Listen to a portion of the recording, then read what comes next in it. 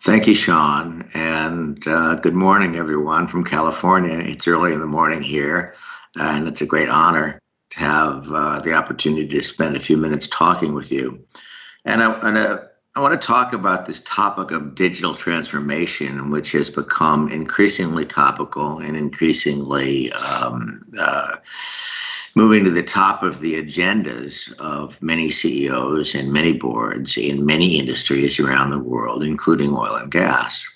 And I've given a lot of thought to this. And last year, I published a book on this subject called Digital Transformation that has been received pretty well by the market. And we spent 8 years thinking about this and then 2 years writing, and it was really quite a bit of fun. And I found that I've been in the information technology industry now for 4 decades. I was one of the very early guys at Oracle Corporation with Larry Ellison and Bob Miner. Later started a company called Siebel Systems that became a large global enterprise application software company. And for about the last 11 years, we've been working on this project we called C3.ai that I'll talk about a little bit. But as I moved around the world and visited former customers and colleagues in boardrooms in Shanghai and Paris and London, Munich, New York, San Francisco, increasingly we found that the CEO was at the table, and the CEO, he or she was mandating this thing called digital transformation. And for the life of me, I couldn't understand what they were talking about. It was like digital transformation as opposed to what? Analog transformation? And so, when I would probe with these people about what is it that they were thinking about, it was clear that was something that was very important, something that they had to do, something that they needed their corporation to adopt or organization to adopt, but they weren't quite certain what it was. And so after 8 years of these conversations, I think I developed an idea of what people are talking about.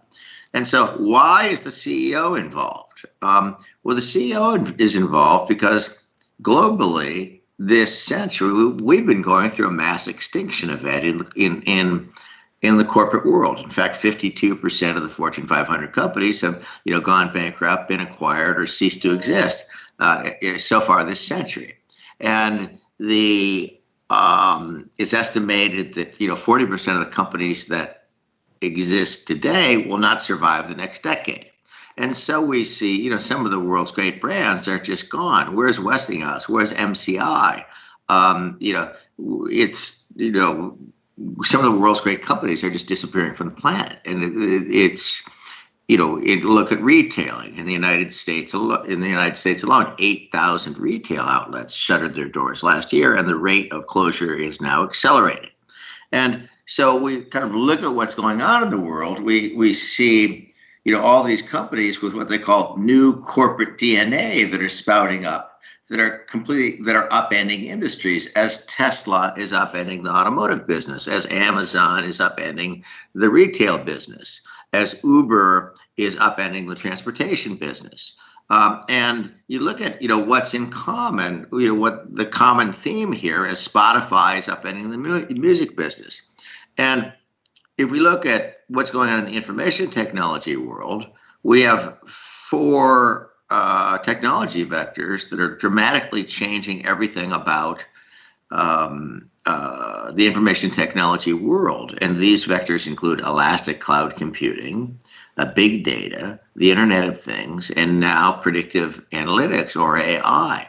And so what these companies are doing is adopting this new step function of technology to completely take over industries.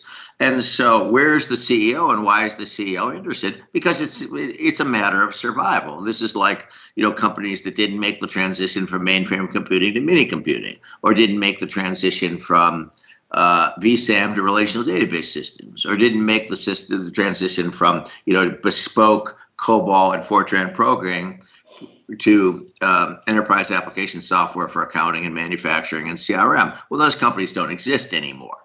And so what we have is an existential event that seems to be driving this